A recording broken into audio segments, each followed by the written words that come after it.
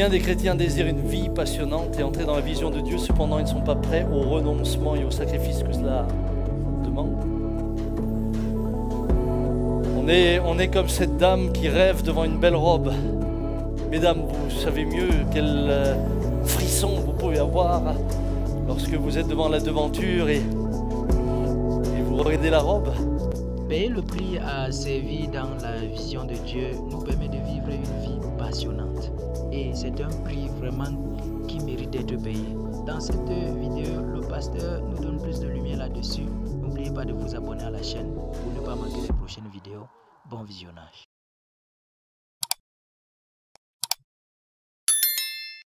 Parce qu'à partir du moment où vous êtes dans le centre de la volonté de Dieu pour votre vie devient une vie passionnante. Je n'ai pas dit qu'elle devient une vie facile. J'ai dit une vie passionnante. Dis à ton voisin et à ta voisine, Dieu a en réserve pour toi une vie passionnante. Passionnante.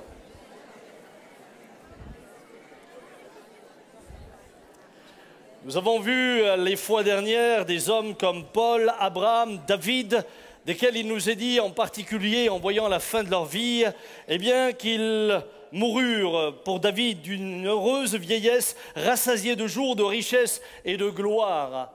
Pourtant, la vie de David n'a pas été une vie facile, pas plus que la vie de l'apôtre Paul ou que la vie d'Abraham ou d'autres vies que je pourrais citer ce matin.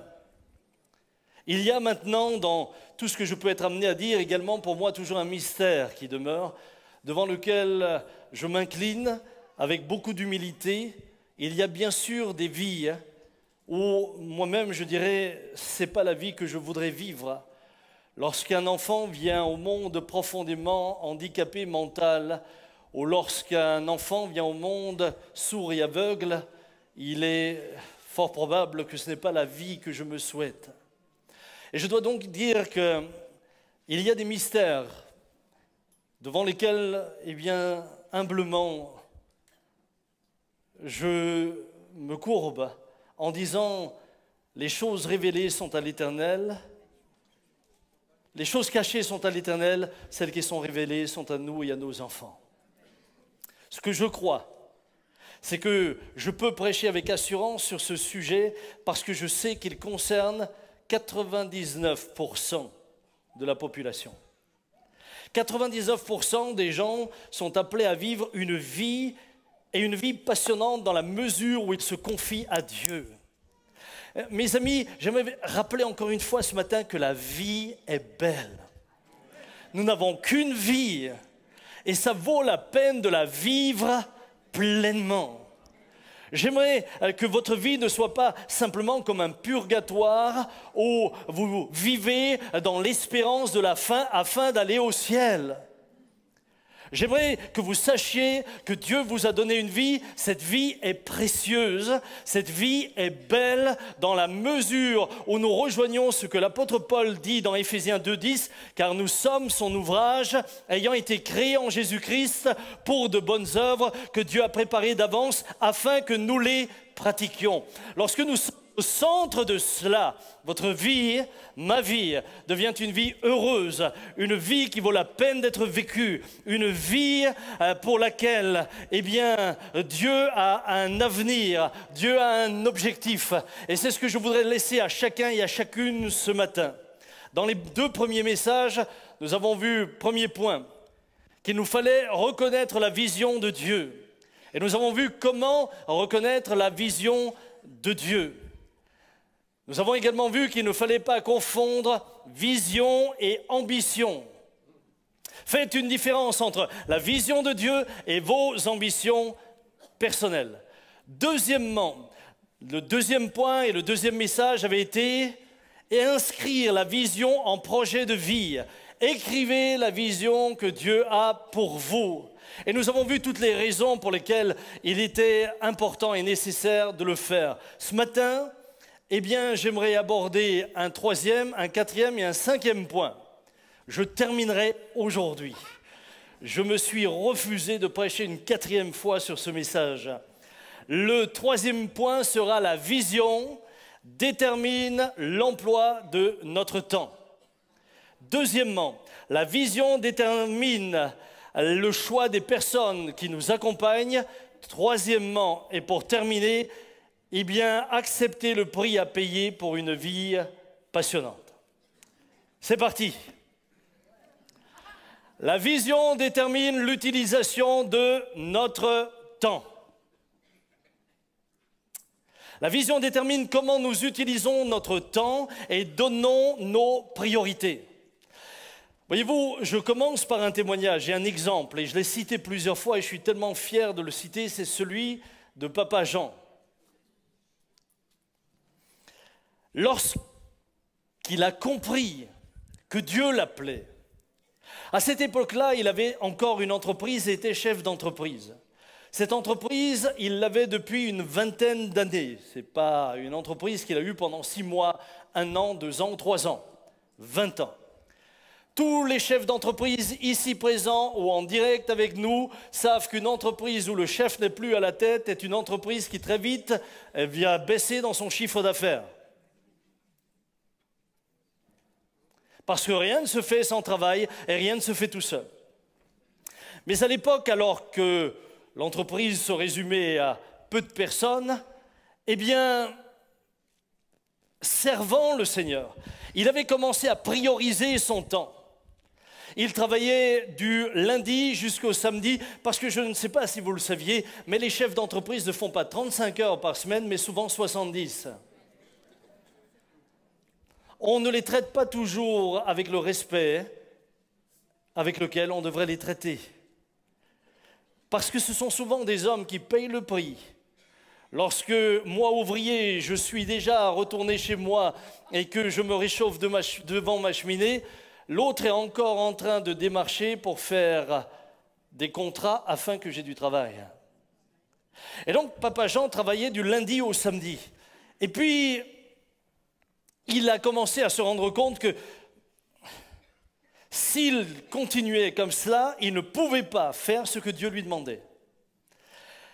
Il s'est donc décidé à consacrer le samedi après-midi à l'œuvre de Dieu. Il n'était pas payé pour ça. Mais il réduira son temps de travail. Il réduira, en tant que chef d'entreprise, le temps qu'il prenait pour l'entreprise. Et puis, l'œuvre de Dieu a pris plus de temps. Ce qui l'amènera à réduire encore et à enlever une journée entière, le samedi. Vous qui êtes chef d'entreprise, lorsque vous enlevez une journée entière, que se passe-t-il? Ça se ressent dans le chiffre d'affaires. Et puis, le Seigneur étant bon avec lui et lui donnant toujours plus de travail, il a donné le vendredi après-midi. C'est-à-dire que le Papa Jean était en train d'inventer les 35 heures avant l'heure. Mais ça n'a pas suffi. Il a fallu donner encore plus. Alors, il donnera encore le vendredi en entier. Et puis, ça n'a toujours pas suffi. Il a encore donné le jeudi après-midi. Ce qui fait que l'entreprise ne tournait finalement réellement plus que lundi, mardi, mercredi et jeudi matin. Tout le reste du temps, il le consacrait. Il n'était pas question de salaire ni de quoi que ce soit. Il le consacrait comme un disciple de Christ parce qu'il savait qu'il y avait un appel qui était là sur sa vie. Le résultat des courses, c'est que Dieu l'a amené finalement un peu de force à arrêter entièrement. Mais ce qui a été extraordinaire pour lui, c'est qu'en travaillant 3 jours et demi, le chiffre d'affaires n'a jamais baissé. Il est resté le même que lorsqu'il travaillait toute la semaine, parce que Dieu bénissait dans les 3 premiers jours plus que lui ne pouvait faire dans les 6 jours avant. Lorsque tu as un appel de la part de Dieu, tes priorités et le temps vont changer. Regardez par exemple le livre des Actes, chapitre 6, verset 2. Les 12 convoquèrent alors la multitude des disciples et dirent « Il ne convient pas que nous délaissions la parole de Dieu pour servir aux tables. C'est pourquoi, frères, choisissez parmi vous 7 hommes de qui l'on rende un bon témoignage, remplis de l'esprit et de sagesse, et nous les chargerons de cet emploi. Pour nous, nous persévérerons dans la prière et dans le service de la parole. » En d'autres termes, les apôtres savaient ce qui était leur appel. Ils savaient quelle était la vision de Dieu pour eux.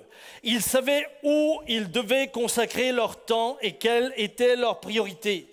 Il ne s'agissait pas d'une décision laissant penser qu'ils ont une fonction supérieure par rapport au service des tables. Il n'y a pas de fonction supérieure et inférieure. Il y a juste le fait d'être là où Dieu te demande d'être.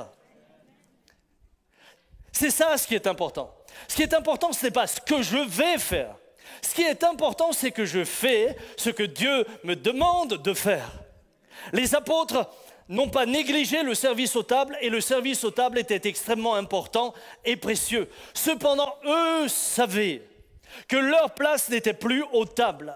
Leur appel, ce pourquoi Jésus les avait formés pendant 3 ans et demi, était de conduire l'Église. C'étaient ces apôtres qui avaient besoin d'être en communion avec Dieu par la prière et par la lecture de la parole de Dieu, afin que lorsqu'il prêche, l'onction soit là, afin que lorsqu'il prie, les malades soient guéris, afin que le royaume de Dieu avance. Il fallait donc choisir d'autres hommes pour que ce service soit rempli. Voyez-vous, on peut définir où vous allez en considérant à quoi vous passez votre temps. On peut définir où vous allez en considérant à quoi vous passez votre temps. Bien des gens disent « j'ai reçu une vision du Seigneur, mais elle ne s'accomplit pas ». Évidemment, elle ne peut s'accomplir si tu n'y consacres pas le temps nécessaire. Dieu ne va pas te forcer. Mais il y a un moment donné où tu vas devoir gérer ton temps en fonction de tes priorités. Est-ce que l'appel de Dieu est prioritaire pour toi? Si oui, alors tu vas chercher à le placer à la première place. Je me souviens, il y a quelques années maintenant de cela, alors que l'Église a grandi et que je me retrouvais quand même un peu sous le fardeau des multiples tâches, en particulier également de décisions administratives. Il y a quand même plusieurs employés. Aujourd'hui, rien que l'Église emploie 26 personnes. C'est de la gestion, c'est pas seulement de la prédication. Vous nous voyez le dimanche matin ici, mais j'aimerais vous dire qu'il y a un tas d'autres choses qui doivent être gérées constamment, tous les jours. Et ça ne s'arrête jamais. Et là, alors que j'avais un peu la tête sous l'eau, je disais, Seigneur, il me faut vraiment un bras droit. Il me faut quelqu'un qui puisse m'assister, qui puisse organiser les choses, qui puisse reprendre les choses en main. Et un jour, je me promène dans l'église, enfin je me promène. Sûrement que j'avais un but. Non, mais d'ici là que vous pensez que mes journées, je les passe comme ça, dans ce lieu-là. Et j'arrive dans une salle où je vois ma fille en train de peindre. Elle peignait les murs parce que les murs devaient être repeints. Alors quand j'ai vu Johanna repeindre les murs, je dis, Johanna, mais c'est beau ce que tu fais. Ça me touche de voir que tu viens consacrer ton temps à cette tâche, repeindre les murs. Mais je savais également ce que Dieu avait donné à Johanna. Je savais quelles étaient les qualités, les capacités qu'il lui avait données. Je savais aussi la formation qu'elle avait reçue. Et intérieurement, je me disais, mais Seigneur, est-ce que c'est sa place? Et je sais que je l'avais interpellée juste de la manière suivante. Je lui avais dit, tu vois, Johanna, ce que tu fais, c'est honorable, c'est important, et c'est important que ce soit fait. Et toute personne qui fait ça est une personne importante, qui fait quelque chose d'important aux yeux de Dieu. Mais quand 80% des gens pourraient faire ce que tu es en train de faire, alors que quasiment personne ne pourrait faire ce que toi tu pourrais faire parce que Dieu t'en a donné les capacités, tu es en train de perdre ton temps. Et je l'ai laissé comme ça. Et je suis reparti. Il y a des fois des phrases qui mûrissent. Vous les semez, et puis elles amènent la méditation. Et je bénis Dieu parce qu'un jour, Johanna a compris que oui, c'est important de peindre les murs. Mais Dieu m'a qualifié pour une autre mission. Dieu m'a préparé dans un autre objectif. Il faut maintenant que j'accepte avec humilité la tâche que Dieu m'a confiée. Et c'est ainsi qu'elle m'a rejoint il y a 5 ans maintenant et ma vie a changé. Mais l'organisation de l'Église a changé également. Demandez mes collègues, leur vie a changé.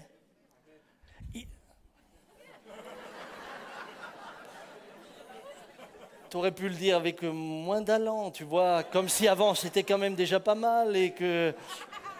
Non mais il a raison. Il a raison parce que moi je ne gérais plus, j'étais juste en train de gérer l'urgence de l'urgence. Et lorsqu'elle est arrivée, elle a été une bénédiction, elle a harmonisé le travail, elle nous a permis de fonctionner totalement différemment et chacun a retrouvé de la quiétude et moi j'ai eu le temps de retrouver le chemin de la prière et de la parole. Bien-aimés, la gestion de notre temps et à quoi nous passons notre temps est important parce que le temps est un bien précieux qui ne revient pas deux fois. Hello! Ce qui a passé, tu ne le rattrapes pas. Tu ne peux pas mettre sur rembobinement. Fertig. Dis à ton voisin ce que tu as raté, c'est fertig. Même les francophones, là, les Vosgiens, là, fertig. Nada. Nix mehr. Regardez. Moïse dit dans le psaume 90, « Enseigne-nous à bien compter nos jours afin que nous appliquions notre cœur à la sagesse. » C'est donc que l'emploi du temps est important. Enseigne-nous à bien compter nos jours. D'abord, ils ne sont pas nombreux. Une personne qui vit 70 ans vit 25 500 jours, je crois. Calculez ce qui vous reste. Et là, je sens le stress monter. Il y en a qui voient leur compteur. Ouf! Mais c'est rien, une journée, c'est rien. Tu te réveilles le matin et déjà tu es au lit. C'est le soir. Donc, aide-nous à appliquer notre temps, à bien calculer, à avoir cette sagesse. Vous savez, on a ces fables de La Fontaine dont Jean-Marie de La Fontaine est le spécialiste. Je ne chercherai pas à l'imiter, il est inimitable, il est trop fort pour moi. Mais vous vous souvenez de la fourmi et de la... Manifestement, l'une et l'autre ne vont pas consacrer le temps de la même manière. Mais à un moment donné, il va y avoir des conséquences. Et chers amis, il y a toujours des conséquences. Donc l'organisation de notre temps en fonction de la vision de Dieu pour nous est extrêmement importante. Quelles sont vos priorités? Comment vous organisez-vous? Je vais vous faire une petite démonstration que j'ai faite il y a des années. Je crois qu'on les fait aux enfants à l'école pour leur expliquer comment gérer le temps. Et je vais demander à mon assistante, Dominique, de venir. Oui, on va faire un tour de... Zoup, zoup, et tu vas disparaître. Viens. Viens me voir. Voilà. Merci de m'applaudir, merci. Alors voilà, ici nous avons un bocal. Ce bocal, comme vous pouvez le voir, est-ce qu'il y a une caméra dans le coin? Voilà. Ce bocal est rempli. Je vais le vider pour vous. Oui, tu vas salir tes mains. Oui, c'est pour ça que je t'ai fait venir. Voilà.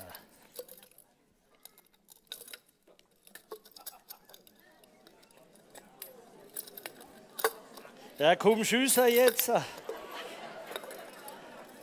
Ouais, c'est là que je comprends que c'est difficile un accouchement. Eh? Voilà.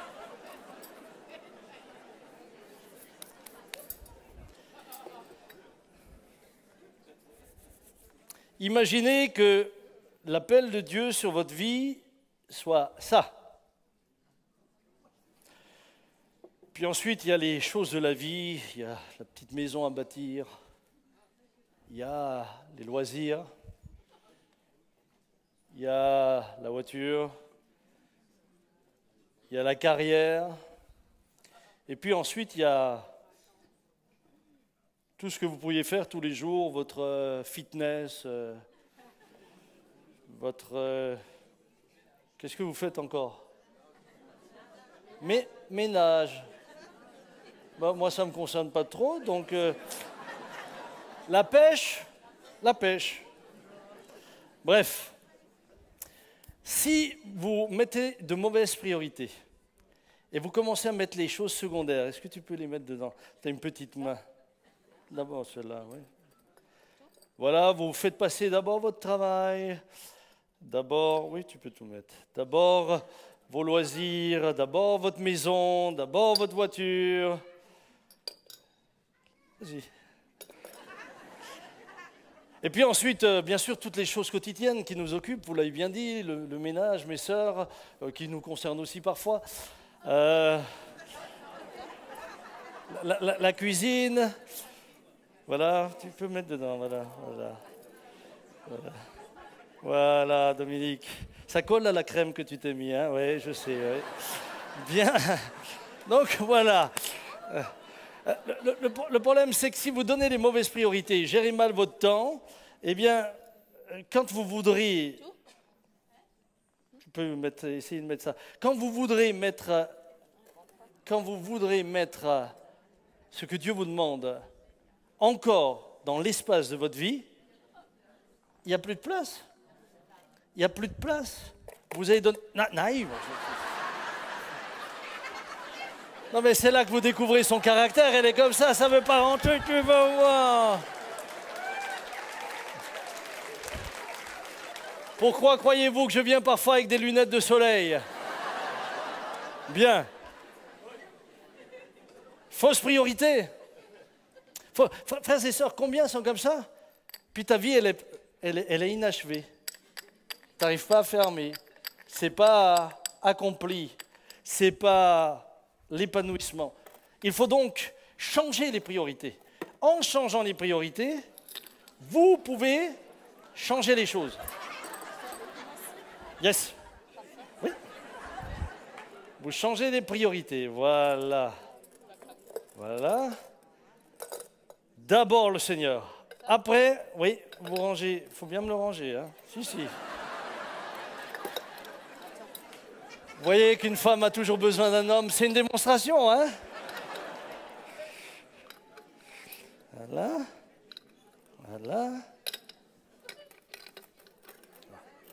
Et maintenant, tu peux essayer de ranger le reste. Enfin, on sait que ça rentre puisque je l'avais dedans. Merci ma chérie, bien.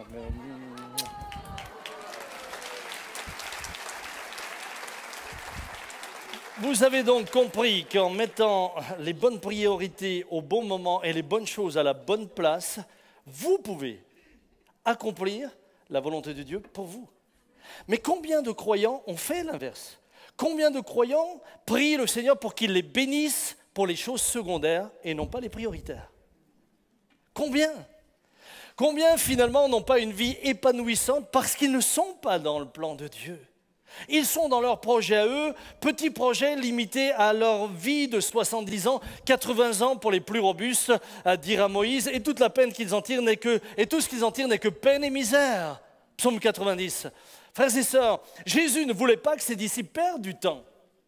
On n'y réfléchit que rarement. Mais s'il ne voulait pas qu'ils se détournent, que leur attention soit détournée de leur mission, regardez, lorsqu'il les envoie dans Luc 10, verset 4, ne portez ni bourse, ni sac, ni sandales et ne saluez personne en chemin. C'était dans un objectif précis. Il fallait qu'ils aillent là où lui voulait les voir. Il ne voulait pas les voir se dissiper en chemin, à s'arrêter à boire le café chez tout le monde. En plus de ça, en Alsace, c'est accompagné du schnapps. Je ne vous explique pas la fin du voyage. Non, il fallait qu'ils aillent là où il les envoyait. Et il dira, mais ne prenez rien, ne vous embrassez pas, ne saluez pas tout le monde, ne vous arrêtez pas. Allez là où je vous envoie. Et j'aimerais à ce stade rappeler que nous faisons parfois des choix et nous consacrons du temps pour des choses qui nous détournent de ce que Dieu a fixé pour nous. Cela nous détourne. Et je vais m'expliquer, je vais aller plus loin. Vous savez, en soi, ces choses ne sont pas forcément mauvaises. Mais elles n'entrent pas dans ce que Dieu vous appelle et m'appelle à faire. Comprenez bien, la question n'est pas est-ce un péché ou est-ce mauvais? Non, ces choses peuvent parfois être bonnes. Mais elles ne sont pas ce que Dieu veut pour vous. Regardez, lorsque vous êtes par exemple sur une autoroute. Bon, en ce moment, il faut les éviter. Parce que le papa Jean a déclenché un grand mouvement. Et vous savez, c'est parce que je l'aime que je le taquine. Et quand ce n'est pas moi qui le taquine, c'est lui. Lorsque vous êtes sur une autoroute, au fur et à mesure que vous avancez sur l'autoroute, eh bien, s'offrent à vous de multiples sorties. En soi, chacune de ces sorties est bonne. Mais la sortie ne sera que juste en fonction de l'endroit où vous allez. Donc, ce qui est bon n'est pas toujours ce qui est juste. La sortie est bonne, mais ça dépend de l'endroit où je vais. Elle n'est peut-être pas juste par rapport à ma destination finale. D'ailleurs, il m'est arrivé de sortir trop tôt, et la première des choses que je me suis dit, c'est « je me suis trompé ». Donc, je ne dis pas que c'est perdu, mais je suis juste en train de dire « je suis en train de faire un détour ». Et il y a parfois des croyants qui font des détours parce qu'ils passent par des endroits auxquels Dieu ne leur a jamais demandé de passer. Ils sortent à la mauvaise sortie et prennent de mauvaises décisions au mauvais moment et gèrent ainsi mal leur vie par rapport à l'appel que Dieu a mis sur eux.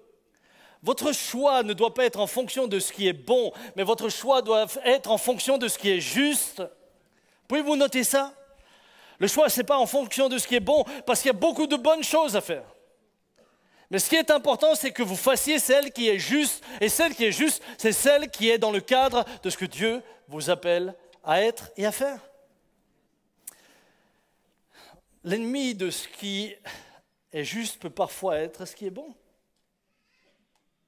Ça vous éloigne. Pourtant, vous faites de bonnes choses. Je vais vous donner des exemples.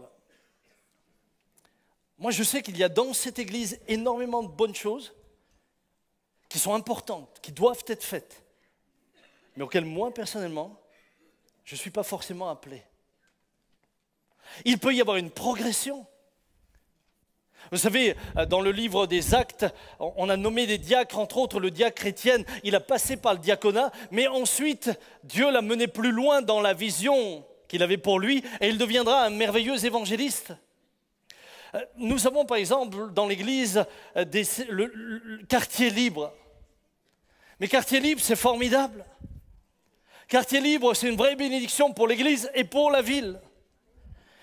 Mais est-ce que Dieu m'appelle, moi, Samuel, à m'engager dans le quartier libre? Ce n'est pas mon appel. Il y a le service social. Aucune église ne peut se nommer église si elle ne s'occupe pas des pauvres. Il y a le service social. Est-ce que je n'aime pas aider les pauvres? Oui, j'aime aider les pauvres. Oui, j'aime pouvoir faire quelque chose pour eux. Oui, j'aime me consacrer. Mais ce n'est pas mon appel.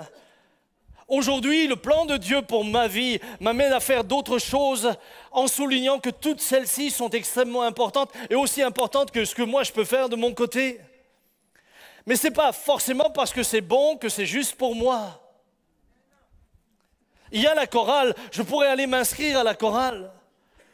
Je pourrais m'inscrire dans un tas d'activités. Ma préoccupation aujourd'hui, c'est de dire « Oh Dieu, je veux être là où tu le veux par rapport à la vision que tu as pour ma vie et à la fonction qui est la mienne. » Et la fonction, ce n'est pas moi qui l'ai choisie, c'est toi qui m'as appelé. Tu es mon maître, moi je me soumets à toi.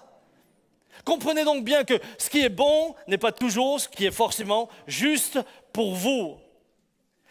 Le ménage dans l'église, mes frères et sœurs, moi je n'hésite pas quand il y a un papier par terre à le laver, à le ramasser. Tiens, il y en a un là.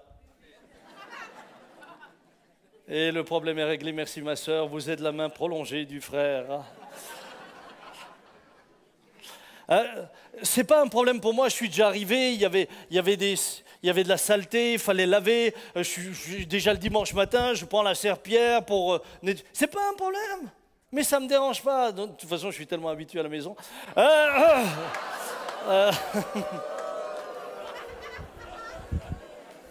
Et mesdames, je ne vous comprends pas. Pour une fois que je vous dis que je suis engagé à la maison,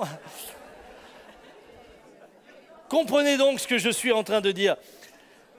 C'est pour moi, quand je nettoie, je sers le Seigneur de tout mon cœur. Mais ce n'est pas par rapport à l'appel qui est le mien, l'endroit que je dois prioriser. Il faut qu'il y ait des personnes là. Et j'aimerais d'ailleurs remercier chaque personne qui est là. J'aimerais remercier mon frère qui s'occupe tout le temps des poubelles. Mais c'est un boulot énorme, vous n'imaginez pas. merci infiniment. Et ton service est aussi important que le mien.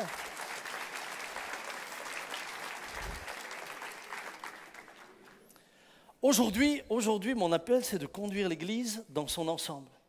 Aujourd'hui, mon appel, c'est de m'occuper d'églises, d'implanter des églises, de prendre soin aussi des différents champs missionnaires. Aujourd'hui, mon appel, c'est de permettre à des pasteurs de m'appeler, de les aider, de les conseiller. Je passe beaucoup plus de temps aujourd'hui avec des pasteurs que je peux en passer avec les paroissiens. Dieu sait à quel point j'aime faire des visites. Vous savez, j'ai commencé mon ministère, je faisais les visites avec Papa Jean, on faisait les visites, on a été seuls ensemble jusqu'à 700 personnes, 700 ou 800, je ne sais plus. On était seuls les deux.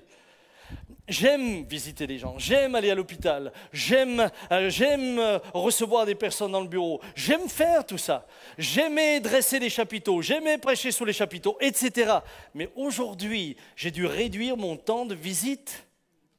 Parce que mon ministère m'appelle à exercer une fonction différente et je me retrouve à m'occuper beaucoup plus de pasteurs d'églises qui sont ailleurs ou à l'implantation d'églises. Mais il faut que je m'organise en fonction de ce que Dieu me demande. Et chacun d'entre vous, frères et sœurs, peut-être que ce matin, le Seigneur te dit, mais toi, je t'attends ici comme un lévite pour prendre soin de la maison, pour qu'elle soit propre, qu'elle soit nettoyée, soit là où Dieu te demande d'être. Sois là où Dieu te demande d'être. Vous savez, Satan ne nous détourne pas forcément de la vision en nous faisant faire des choses mauvaises, mais parfois en nous emmenant à faire des choses bonnes, mais qui nous détournent de la vision. Et on s'imagine toujours que le diable vient nous faire faire des trucs mauvais. Non, non. Parfois, il sait nous désorienter vers d'autres choses. J'ai été un jour triste, mais d'une tristesse. J'étais chez mes parents. Je regarde l'heure, oui. Je regarde l'heure. Non, c'est pas grave, non. Non, c'est pas grave. D'ailleurs, j'ai un orateur un jour qui est venu ici, il m'a dit combien de temps je peux prêcher. Je lui ai dit, tu peux prêcher 4 heures, nous on part au bout de 3/4 d'heure. Bon. Mais tu peux prêcher 4 heures, ça ne nous dérange pas. Bien. J'étais à la maison avec Papa Jean et ce jour-là, tu recevais un capitaine de l'armée du salut. Et je me souviendrai toute ma vie de cet honorable frère avec ses cheveux blancs qui s'est mis à pleurer à la maison et qui disait la chose suivante, vous savez, je suis dans une détresse tellement profonde parce que dans le temps, nos 2 S que nous avions ici, c'était sauver pour servir. Aujourd'hui, l'on ne nous connaît plus que pour soupe et savon. En fait, une chose bonne les avait détournés de l'essentiel de l'appel. L'appel, c'était sauver pour servir. On avait réduit l'armée du salut à n'être plus que ceux qui sonnent la cloche dans la rue pour récolter des fonds, pour qu'on puisse bâtir des maisons où on reçoit les pauvres, etc. Et aujourd'hui, quand ils annoncent l'évangile, c'est même discuté. Bien aimé, ce qui est bon peut parfois devenir l'ennemi de ce qui est juste. Toute sa passion, vous savez ce qui m'a marqué chez lui, c'est que toute sa passion avait disparu. Tout son zèle, tout ce qui finalement avait emmené cet homme à s'engager, parce que moi j'admire les gens de l'armée du salut. J'admire ces hommes qui consacrent leur vie, ces femmes qui consacrent leur vie, je les admire. Mais tout son zèle avait comme fondu, tout simplement parce qu'il n'était plus dans le centre de son appel. Il se rendait compte qu'il ne faisait plus que du service social, mais il n'exerçait plus ce qui devait être la force d'impact, qui change non seulement les gens parce qu'on leur donne des habits nouveaux, mais qui les change parce que leur cœur est changé. Ça y était plus. Il y a aujourd'hui des croyants qui finalement n'ont plus d'enthousiasme, n'ont plus de vision, qui finalement ont changé les priorités, ont remis les petits cailloux en premier, tout simplement parce qu'ils ont voulu tellement servir partout, qu'au bout d'un moment, ils se sont complètement dissipés. Ils ont perdu leur élan. Bien-aimés, ce matin, j'aimerais vraiment vous appeler à revenir à ce que Dieu vous a demandé. à vous y consacrer, à vous y préparer. Dieu avait une vision pour les 12 et Jésus va les préparer pendant 3 ans et demi. Mais regardez bien, Jésus lui-même avait une mission. Jésus avait une mission. Il savait à quoi il était appelé. Il va s'y consacrer. Il savait qu'il n'était pas seulement venu pour sauver les hommes. Il savait qu'il était venu pour bâtir l'Église. Et il va consacrer son temps à ce qui va être l'essentiel de son ministère. D'un côté, donner sa vie pour que nous soyons sauvés. De l'autre côté, bâtir l'Église. Comment? En formant 12 hommes. Il n'a pas formé 12 disciples. De 12 disciples, il a fait 12 apôtres. Et 3 ans et demi, il va consacrer à cela. 3 ans et demi. Attendez, il est Dieu. Il aurait pu le faire en 6 jours, non? N'était-il pas là quand la terre a été créée en 6 jours? 6 jours pour créer la terre, 3 ans et demi pour former des hommes. Mais il va y consacrer le temps. Pendant ce temps-là, Jésus ne fera pas autre chose, si ce n'est que de préparer ces hommes. Bien sûr qu'il annoncera l'évangile, mais son but, c'était préparer ces hommes. Ce matin, j'aimerais vous dire la chose suivante. Si vous savez profondément que Dieu vous appelle au ministère et que d'autres le reconnaissent, parce qu'il ne s'agit pas de se promouvoir, il ne s'agit pas de se reconnaître soi-même. Des gens qui ont des ministères, j'en retrouve à tous les coins de rue. Des gens qui ont l'onction, il y en a beaucoup moins. Et des gens dont le fruit permet de reconnaître qu'ils ont le ministère, il y en a encore moins. Mais si vous savez que vous êtes destiné, alors commencez à prendre votre temps pour cela. Commencez à vous préparer. Commencez à mettre du temps à part, peut-être de l'argent s'il le faut.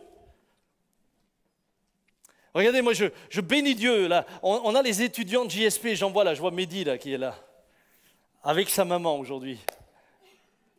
Je vois Joël à côté de lui. Ces jeunes hommes ont la conviction que Dieu les appelle. Qu'ont-ils fait? Ils ont pris 1 an qu'ils ont mis à part. Ils ont mis de l'argent de côté pour pouvoir payer leur année d'études, pour venir ici. Ils se consacrent, ils se préparent à ce qu'ils croient être le plan de Dieu pour leur vie. Mais est-ce que ce n'est pas intelligent? Est-ce que ce n'est pas sage? C'est simplement dire, voilà où j'ai mis mes priorités. Ces jeunes gens pourraient faire autre chose. Mais non, ils ont décidé que ça c'est mon appel, je vais prendre du temps pour ça. Peut-être ce matin tu es là et tu dis, mais moi je sens un fardeau pour les pauvres. J'aimerais tellement faire pour les pauvres. Dès la fin du culte, va chez Bertrand. Va lui dire, Bertrand, comment est-ce que je peux me former à ton contact et au contact de toute l'équipe du social pour les pauvres?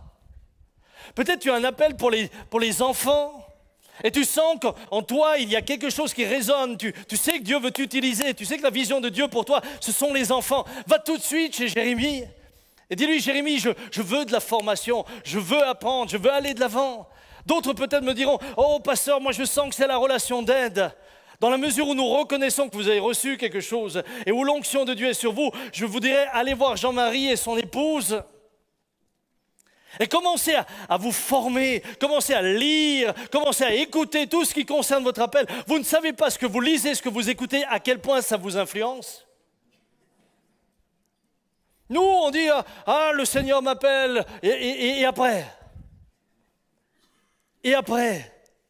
Moi j'aime lire tout ce qui nourrit ma foi et tout ce qui va dans le sens. Actuellement, j'exerce mon ministère, comme je vous l'ai dit, d'une manière différente. Mais j'aime m'inspirer aussi d'hommes de Dieu qui font la même chose, qui vivent la même chose. Ils sont une source d'inspiration pour moi. Bien sûr, il y a la parole. Mais il y a aussi des hommes de Dieu qui sont une source d'inspiration. Nous ne pouvons pas juste nous mettre sur une chaise et dire, ça y est, j'ai une vision. J'ai une vision. J'attends. T'attends quoi? Jésus dit, toi, viens et suis-moi. Viens et suis-moi. Frères, sœurs, ce matin, Dieu a donné des talents et des capacités à chacun d'entre nous. Et Dieu a un projet pour chacun d'entre vous. Dieu veut vous utiliser. Et votre vie va être une vie passionnante, quoi que vous fassiez. Peut-être vous dites, waouh, moi j'aimerais tellement être dans l'enseignement pour les enfants. J'aimerais tellement contribuer à la formation intellectuelle des enfants, tout en leur donnant une base, tout en leur donnant des fondements bibliques. Allez voir Claude. Peut-être que certains sont appelés ici à communiquer dans les médias et autres. Mais préparez-vous. Frères et sœurs, préparez-vous. Priez pour. Cherchez la face de Dieu. Soyez d'abord convaincus que ce que vous pensez avoir, vous l'avez réellement. Vous savez, il ne s'agit pas de dire moi je suis ceci ou moi je suis cela. Si moi aujourd'hui j'écris ici, je suis chirurgien, vous pouvez toujours venir, hein? Je suis un bon ami des pompes funèbres de Fastad, je pense que ça se passera bien. Non, mais la seule étiquette ne fait pas de toi un chirurgien. Si j'écris ici dentiste, venez, je vais vous soigner.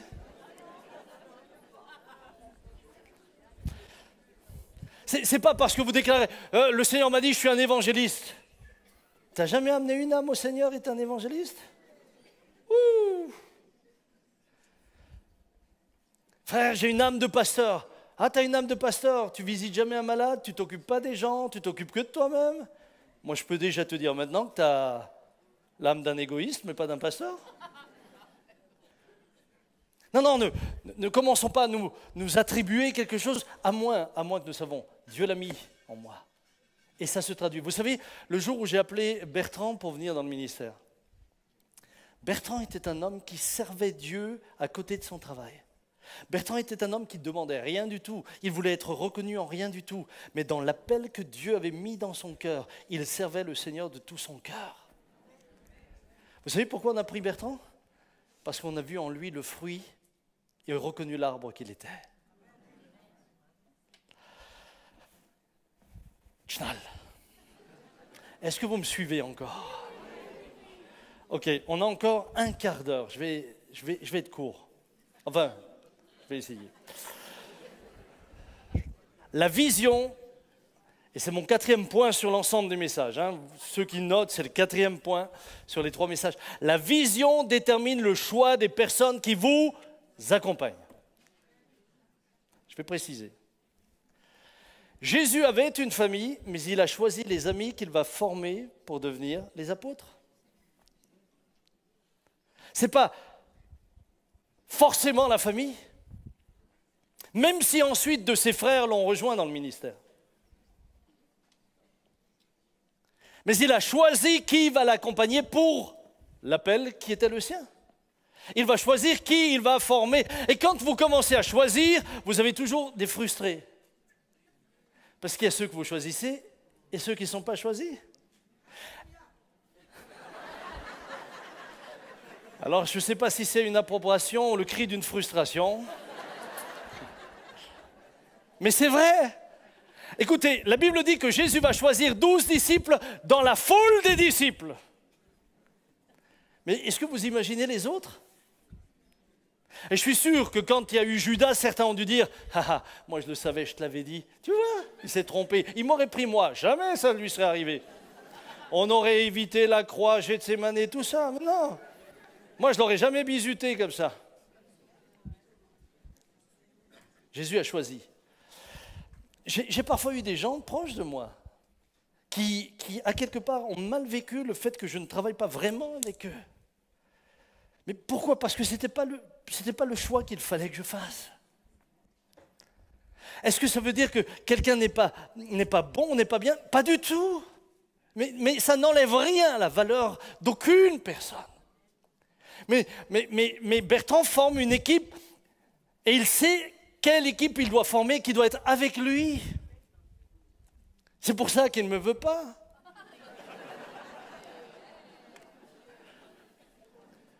La vision que Dieu vous donne va définir l'association des personnes que vous ferez.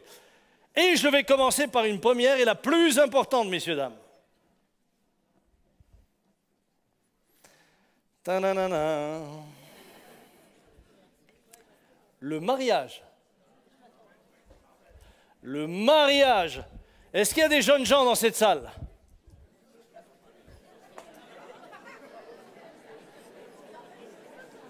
C'est drôle, tout d'un coup, il n'y a plus de jeunes, j'ai plus que des vieux.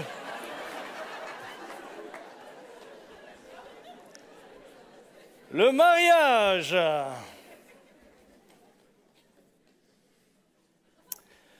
Si Dieu a mis dans ton cœur une vision, si Dieu a mis dans ton cœur un appel, alors il est évident que celle ou celui qui t'accompagnera doit s'inscrire dans l'appel que Dieu a mis sur ta vie et probablement que Dieu le mettra aussi sur la sienne.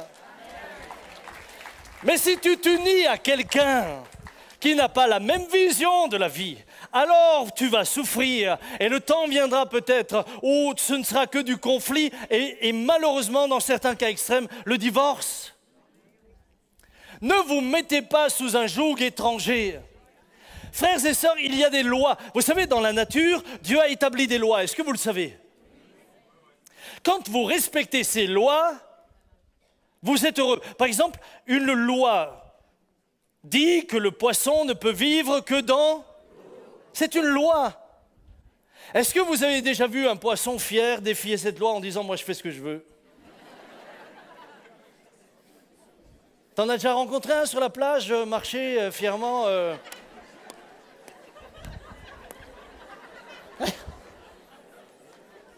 T'as aucun poisson qui défie la loi de Dieu.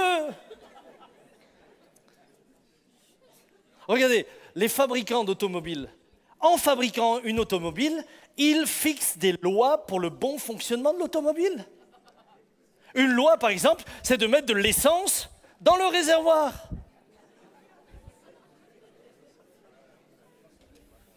Mais voilà, Claude, lui, il aime le whisky et il se dit « oh bon, moi je préfère que ça tourne au whisky ». Et Dominique, elle a la bière et elle se dit ça va devenir une voiture alsacienne. Parce que pour les amis, sœurs qui nous visitent, les Alsaciens ne subissent pas la pression, ils la boivent.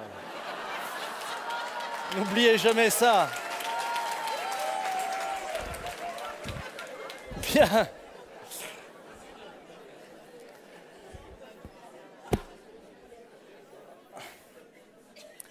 S'ils font cela, qu'est-ce qu'ils font? Ils défient la loi du constructeur. Résultat, la voiture ne fonctionne pas. Mais est-ce que vous avez déjà vu un constructeur, vous, venir se justifier pourquoi il a fait ça? Est-ce que vous avez déjà vu un constructeur venir se justifier? Non, il vous vend la voiture, elle fonctionne de cette manière-là. Il y a des lois qui sont contenues dans ce véhicule. Il ne vous explique pas pourquoi, il dit juste « faites comme ça et ça marche ». Est-ce que vous me suivez? Dieu a établi beaucoup de lois naturelles et il dit « fais-le et ça fonctionnera ». Mais nous, on est comme les poissons fiers hors de l'eau. Je fais ce que je veux. Résultat des courses, rien ne fonctionne. T'es malheureux, ta vie n'est pas passionnante, tu passes à côté du plan de Dieu parce que tu as décidé de faire ce que toi tu veux. Quand la Bible dit, si tu es croyant, unis-toi à un croyant, c'est pour ton bien, c'est pour que tu sois heureux, c'est pour que ton mariage dure. Ne le défie pas. Je me suis posé la question, mais si Jésus avait dû se marier, quel genre de femme aurait-il prise? Vous vous êtes jamais posé ce genre de questions, hein? Il n'y a que Samuel pour ça. Oui, mais je me suis posé la question légitimement. Eh bien, voyez-vous, j'en arrive à la conclusion suivante. Évidemment, tout d'abord pour des raisons qui me dépassent et qui, elles, sont en lien avec le Père, le ciel. Mais il y avait certainement une autre raison, il connaissait sa destinée. Il savait à quoi il était appelé. Il savait que sa vie terminerait sur une croix. Il ne laissera donc pas une femme derrière lui. Il restera seul. Des fois, suivant l'appel que Dieu a pour nous, la meilleure résolution que tu puisses prendre, c'est de rester seul. C'est la meilleure. Je ne dis pas qu'il faut, mais parfois par rapport à ce que Dieu te demande, la vie que tu vas avoir, la vie que tu vas mener, pour une épouse, ça va juste être un souffre-douleur chaque jour. Bien-aimés, voyez-vous, j'aimerais dire à ceux qui s'unissent à un homme et une femme de Dieu, il faut avoir conscience de ce que cela signifie. Vous ne pouvez pas aspirer à une petite vie rangée. Mes sœurs, mes frères, Quand votre femme ou votre mari, et je m'adresse aux hommes et aux femmes parce que je crois que Dieu a des projets pour les hommes et les femmes, que Dieu a des ministères pour les hommes et les femmes, que Dieu appelle les uns et les autres. Mais si vraiment il y a un appel, il faut être préparé. Il faut être préparé. On dit, moi je vois des sœurs rêver d'un pasteur, mais tu ne sais pas que ton rêve va se transformer en cauchemar. Hein? Si tu n'es pas prête, parce que si tu penses que le pasteur, c'est le type qui se lève le matin à 8 heures, ensuite il va faire une promenade avec toi pour prier, il va rentrer, ensuite il va se mettre à méditer jusqu'à midi, puis à midi il va manger, ensuite il va faire sa sieste, l'après-midi il va visiter 2 malades et à 16 heures il rentre, et le soir il va faire les courses avec toi. Non mais rien que de penser à cette vie-là, je suis malade. Complètement malade. Ah ouais. Hey, si tu maries un serviteur de Dieu, j'aimerais te dire qu'un serviteur de Dieu a d'abord à servir son maître. Mes sœurs, Dominique l'a appris et elle l'a apprise en souffrant.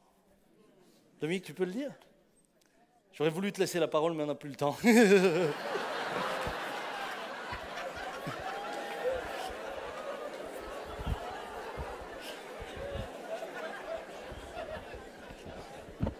Ah ouais.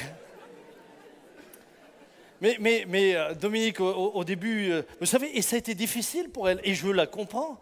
En 5 ans, nous avons eu 4 enfants. Mais dans ces 4 premières années, nous avons ouvert l'église de Strasbourg. J'ai commencé à partir en Guyane et nous faisions déjà des voyages en Afrique.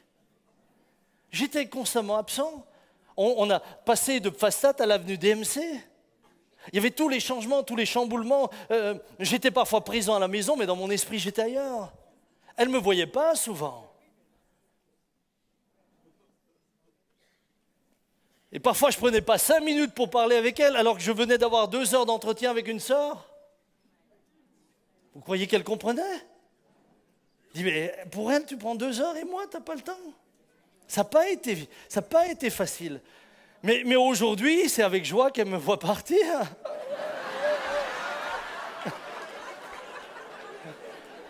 Non, mais vous rigolez, mais c'est comme ça. Au bout d'un moment, quand je rentrais à la maison, mes gamins me disaient « Ah, t'es déjà là ?» Si jamais je vous gêne, je peux repartir, hein. Chers amis, c'est tellement passionnant, mais à qui allez-vous vous unir? Moi, certains font des mariages, je peux leur dire d'avance, tu peux oublier le plan de Dieu, hein. Parce qu'avec l'union que tu viens faire là, tu viens de mettre une croix sur la pelle. Tu viens de mettre une croix sur la pelle. Tu ne bougeras plus jamais. Tu vas avoir ta petite vie. Vous savez, je prends l'exemple du pasteur, mais je pourrais prendre d'autres exemples. Peut-être que quelqu'un ici est appelé à être médecin, mais Marie aussi est la bonne personne. Moi, je vois mon frère Patrick qui est chirurgien, mais j'ai jamais parlé à Aline. Je suis sûr que ce n'est pas facile d'être la femme d'un chirurgien. Hein? Souvent, les heures, ce n'est pas celles que tu t'attends. Tu ne peux rien programmer. Il y en a un qui arrive en morceaux, il faut le recoller. On ne peut pas dire à Patrick, non, écoutez, il n'y a pas le temps, là, je vais faire les courses avec mon épouse.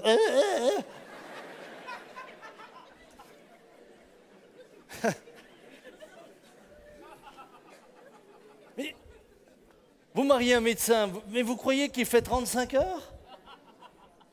Ou une médecin, ça peut être une dame, bien aimée. Il faut que nous soyons conscients à qui allons-nous nous unir. Pierre était marié. Pierre était marié puisqu'il avait une belle-mère.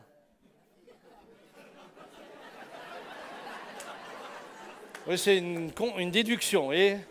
Parce que moi, je ne connais pas beaucoup de gars qui veulent une belle-mère sans la femme. Juste la belle-mère comme ça.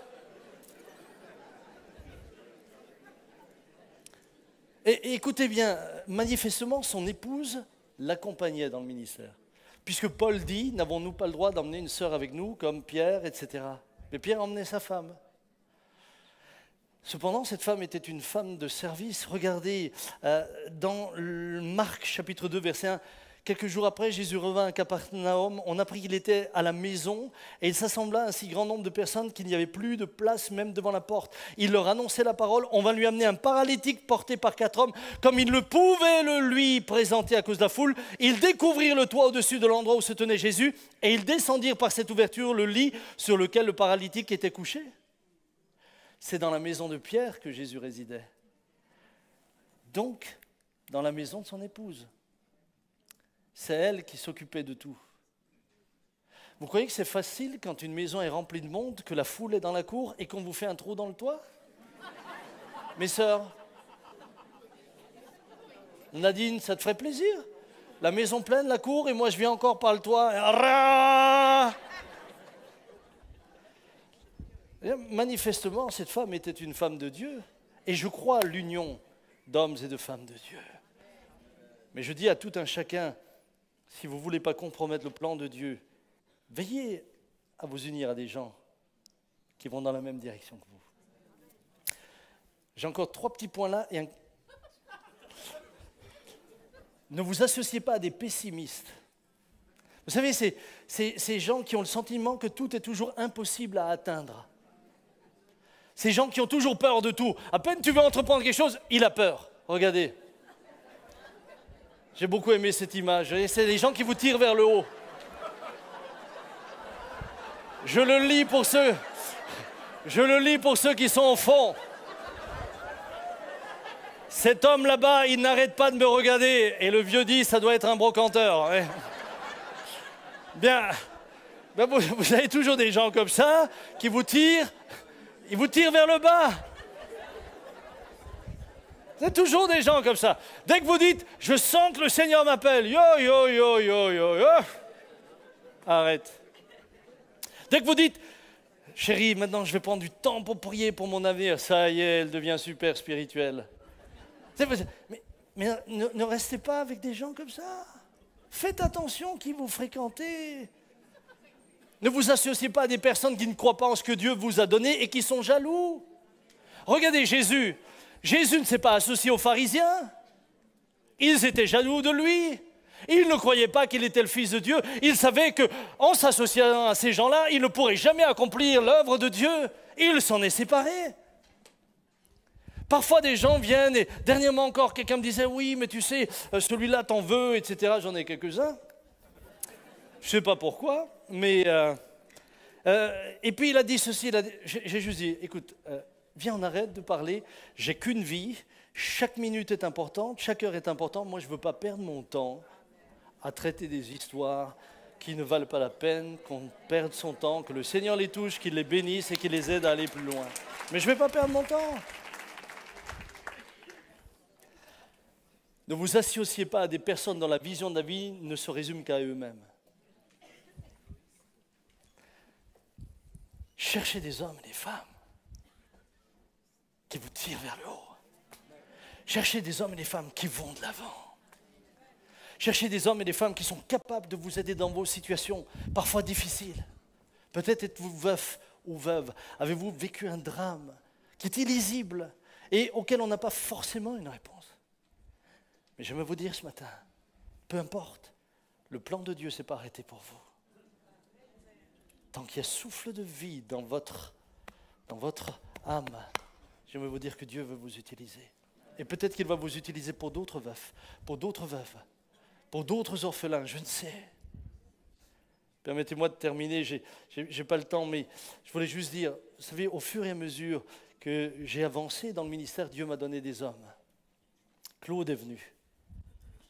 Et quand Dieu m'a donné Claude, il m'a donné une bénédiction. Et moi, j'ai avancé dans ce que Dieu m'a demandé et Claude a avancé dans ce que Dieu lui a demandé à lui.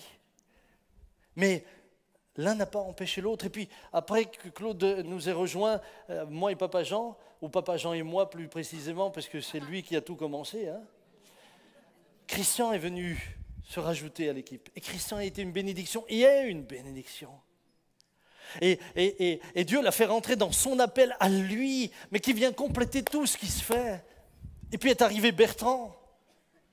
Et Bertrand est venu nous compléter et tout ce travail de quartier libre, tout cet impact social aujourd'hui, même dans la ville, c'est parce qu'un homme de Dieu comme celui-là et au-delà de la ville est venu. Et Dieu lui a donné une vision et Dieu lui a donné un projet. Il est rentré dedans, il fait partie d'une équipe. Mais dans cette équipe, l'un complète l'autre, mais on va dans le même sens. Et puis Jean-Marie est venu nous rejoindre. Et l'école s'est ouverte, l'école biblique. Et Jérémie et les enfants, etc. Et Thibaut. Et l'arrivée de Thibaut,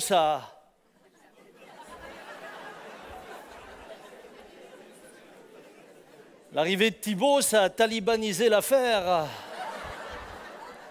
Mais quel élan ce Thibaut, quelle joie, mais quand il est là, mais il pétille, tu as l'impression qu'il a le feu, il est tout le temps en train de bouillir. Et puis Benjamin est arrivé. Frères et sœurs, c'est tellement beau. Associez-vous à des hommes de Dieu, à des femmes de Dieu. Je termine, acceptez le prix à payer pour une vie passionnante. Là, je m'arrête, je vous le promets.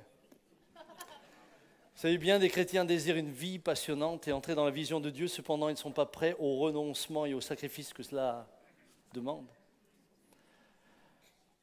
On est comme cette dame qui rêve devant une belle robe. Mesdames, vous savez mieux quel frisson vous pouvez avoir lorsque vous êtes devant la devanture et vous regardez la robe. Vous la regardez quand vous faites, comment vous appelez ça, du lèche-vitrine? Ah, c'est shopping maintenant. C'est plus lèche-vitrine. Parce que j'ai jamais compris le coup de lécher la vitrine. Pendant longtemps, je me suis dit, elles ont des expressions que je ne comprends pas. Eh bien, vous êtes là, vous rêvez. La robe, elle est là. Hein. Vous la portez déjà en esprit. Vous vous voyez déjà arriver et toutes vos amies dire « Waouh, tu l'as trouvé où ?» Et là, vous essayez de tout inventer pour ne pas dire où vous l'avez trouvé, parce que vous n'avez pas envie que dimanche prochain, il y en a une deuxième qui vous vole la vedette. Oui, mais le problème de cette robe, c'est le prix. Il y a un prix en dessous. Et là, au moment où vous rêvez, vous regardez le prix et vous mettez le gilet jaune.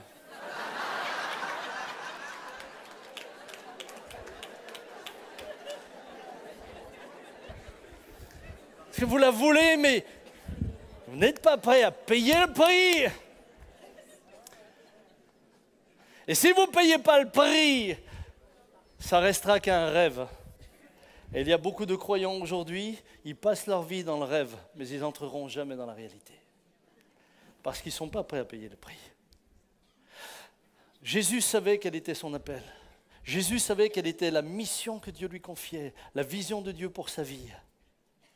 Mais il savait quel était le prix à payer. Et rien ne se serait accompli s'il n'avait pas payé le prix. Ce matin, mon frère, ma sœur, pas plus que tes rêves ne se réaliseront si tu ne payes pas le prix. J'aimerais te dire que rien ne se fait sans payer le prix. Quoi que vous fassiez. Quoi que vous fassiez. Combien rêveraient d'être médecin si seulement on pouvait éviter de faire les études? Non mais, sincèrement, moi je me souviens des heures que mon fils passait dans la... Je suis sûr que tous ceux qui ont fait ça savent ce qu'ils ont vécu. Quand mon fils a commencé, un de ses amis qui avait déjà passé par là lui a dit « La première année, tu oublies de vivre. » Eh bien, je vous assure que c'est ce qui s'est passé. Des heures, 12 heures, 14 heures dans sa chambre en train d'étudier. Pour nous, les Peter Schmidt, c'est quelque chose de difficilement compréhensible. Papa et Jean et moi, nous étions devant un mystère. C'était le prix à payer. Les chefs d'entreprise, il y en a là, j'en vois un là-bas. Tout le monde voudrait une entreprise florissante, mais il faut payer un prix. Sortir tous les soirs, faire des devis, avoir des clients qui ne sont pas contents, ceci, cela. Tout le temps, il faut te battre. Il y a un prix à payer. Combien voudrait produire du miel? Tout le monde veut faire du miel, si seulement les abeilles, elles ne piquaient pas. Ah ouais. Quelle saleté. Et c'est ce que mon père me disait toujours. Samy, sois content que les abeilles piquent, sinon tout le monde en ferait du miel. Et lui voyait ça de manière très objective. Lui, là c'était le commerçant. Il était presque heureux. Seigneur, heureusement qu'elle pique, hein, heureusement qu'elle pique. Pourvu qu'elle pique, et longtemps encore. Hein. Et pendant ce temps, on produira le miel tout seul. Voilà. Et permettez-moi juste, et je voudrais inviter les musiciens à venir. Les musiciens qui sont derrière l'estrade, qui ont l'air de bien se marrer d'ailleurs. Merci de venir. Je voudrais juste dire la chose suivante. Jésus dira à Gethsémani, « Père, si tu le veux, éloigne de moi cette coupe, toutefois que ce ne soit pas ma volonté, mais la tienne qui soit faite. Pas la mienne, mais la tienne qui soit faite. » Tu ne pourras pas entrer dans le plan de Dieu si tu ne soumets pas ta volonté à la sienne. Et dans sa volonté, il y a des chemins dans lesquels parfois c'est difficile, pendant que nos yeux sont fermés. Et je vous invite ici, dans ce lieu, mais également sur le net,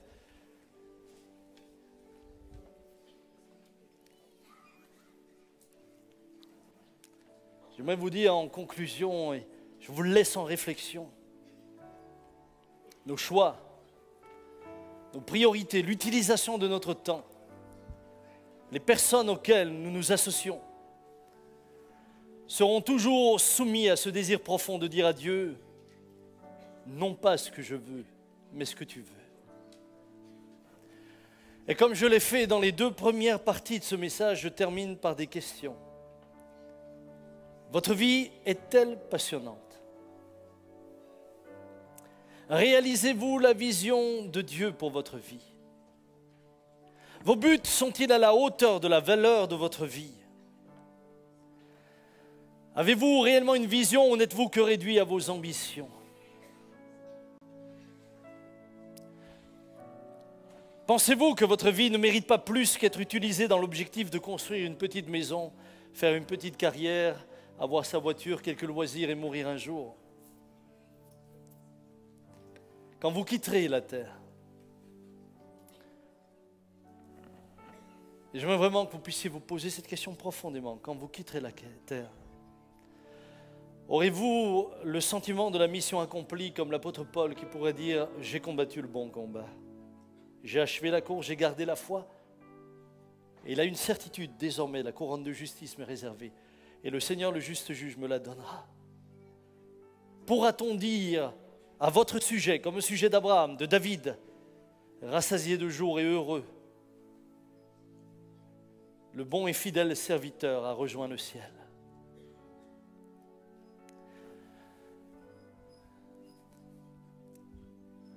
Si à la question « Voudriez-vous revivre votre vie ?» vous dites non, alors j'aimerais vous poser la question « Qu'allez-vous changer pour que cela change ?» Qu'allez-vous changer pour que les choses changent? Qu'allez-vous mettre en œuvre pour que votre avenir devienne passionnant? Que ferez-vous de ce message? Allez-vous prendre des décisions pour changer? Qu'allez-vous changer? J'aimerais vous dire, la vie est trop belle. Malgré ses vicissitudes, ses difficultés, ses souffrances. Mais la vie est trop belle lorsqu'elle est dans la volonté de Dieu pour passer à côté. Ne vivez pas une vie en deçà de ce que Dieu voudrait que vous viviez. Ne vivez pas une vie au rabais. Vivez une vie à la hauteur de la vision de Dieu pour vous. Le fruit en sera éternel.